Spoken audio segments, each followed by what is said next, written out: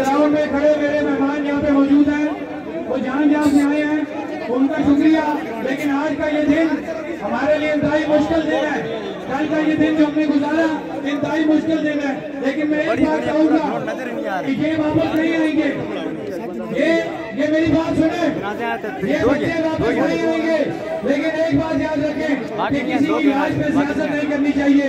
हमें इन चीजों से सबक सीखना चाहिए।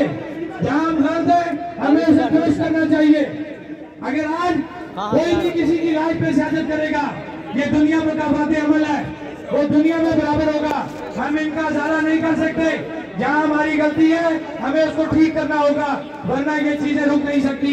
मैं तमाम अहबाब का शुक्रिया अदा करता हूँ, इस उम्मीद के साथ कि अल्लाह हमें ऐसी चीजों से बचाए। हमारे यहाँ से भाई, हमारे यहाँ से बच्चे, अल्लाह उन्हें जिंदगी दे, वो ऐसे हादसात से बचे। तमाम लोग ये सभी सीधी कर लें, ये आगे से जगह छोड़ दें।